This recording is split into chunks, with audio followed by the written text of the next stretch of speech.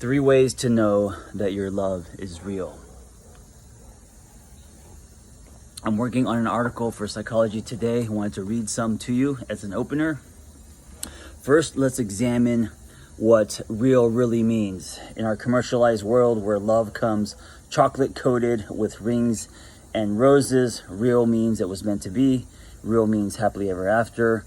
Real means a seamless union. Real means when you know, right? Wrong. Not unless you're 17. None of these are real. It's a billboard we bought into at a very young age. The truth is, the real doesn't happen until after you started to build a relationship with someone. The contrast is real. The triggers are real. The drift is real.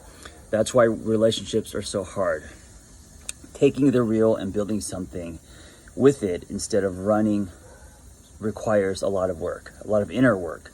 This is what creates the legs of a relationship. Okay, so let's talk about the 3 things that make a relationship real. Now, there are many things that make a relationship real. I'm just picking these 3 because I think they're things that we define as they're things that get us to possibly run or hide or find someone else. Okay, 3 things. Number 1, one sec.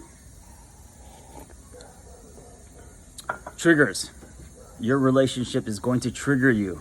It means it's real. It means that you are allowing yourself to be open. And because you are allowing yourself to be open, shit's gonna come up, right? We all have different stories. We all have... What's going on here? My hair has wings. I'm gonna do the whole video like this. All right, so we all have this is what I do. I get sidetracked and then I just crumble. The triggers, the things that trigger us in relationships means that it's real, right? It's our responsibility then to take what is triggering us and to own or to look at or to flip, to explore. And this is where many people don't do this because when something triggers us, of course, right behind that trigger, there's a reaction. And a lot of us don't want to work. A lot of us don't want to look inside, right? A lot of us want to run because it feels better. So if something is triggering you in your relationship, it just means it's real. You know, it doesn't mean that it's bad. And because we all have different stories, triggers aren't a bad thing. Like, I look at triggers as a sign to examine what's going on inside. And if you follow that string, I think you're gonna have revelations about yourself. So triggers are not a bad thing. It just means your relationships are real.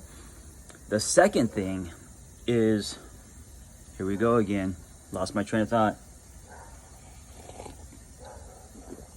Should I open my MacBook back up? All right, hold on. Shit.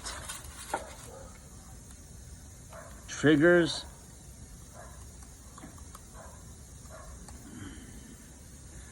The contrast. Okay, so I talk a lot about the contrast, and one of my love lessons, especially in the last 5 years, is that the contrast is not a bad thing. You know, I think when we're younger, we want everything to line up. We want them to have the same taste in music and the same views on everything, and we should always agree, and the same taste in food and art. And the contrast just means it's real. The contrast means that people are showing themselves, and that people are not just saying that I like what you like. The contrast means that people have opinions and they're expressing them, right?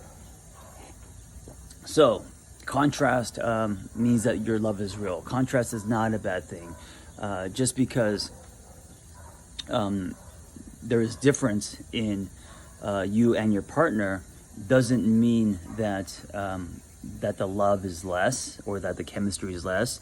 It just means that there's more stretch, there's more room to practice acceptance and growth, and especially being your own unique person, right? To embrace someone's contrast, to encourage it, to feed it, that it's okay that if someone is not like you, exactly like you, think like you, has the same taste as you, or has different taste than you do, different sense of humor, etc. Okay, the last one is, your love is real if there is drift. So I'm saying this because the reality is there's going to be drift. Now, if there's so much drift where you don't come back, that's different. That means your love is in trouble. But your love is real means that there's going to be drift, because we as humans, we drift. It's okay. It doesn't mean that we want to be with someone else. It doesn't mean that we are actively seeking to be with someone else, right?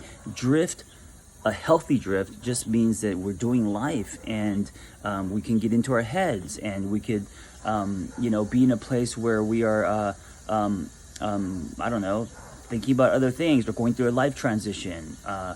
The drift to me means that you have to actively stay engaged, right? The drift to me is a sign that that being in a relationship requires a daily intention with action behind it, right?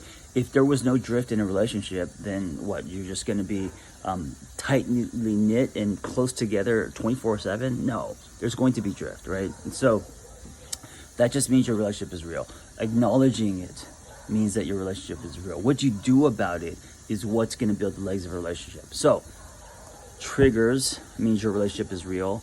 The contrast, the differences, not just the overlap, means your relationship is real. If there is nothing but overlap, right? If there's no contrast, that just means people aren't showing themselves. And then the third thing is drift. There's going to be drift. There's going to be moments of connection and dopamine and amazingness. And then there's going to be moments where you need space. There's going to be moments where you feel that you are kind of drifting. And that just means that you got to work on coming back. That's all. So being aware of your triggers, what's coming up, all the shit that comes up from that collision, that human exchange, accepting, appreciating is really big. When you get to a place when you appreciate the contrast, when you appreciate that someone thinks differently, doesn't like the same shit that you like, that's actually really powerful, right? Because now you're dating a whole individual person, not a clone. And then the third thing, drift, that some days, or maybe weeks, or maybe months, that people drift, but they come back, and that's what's important, right? So these are 3 things to look at that tell you that your relationship is real. Now, taking these things and working on them, not a one-time thing or when things are bad, but a consistent working as you build your relationship, this is what creates legs.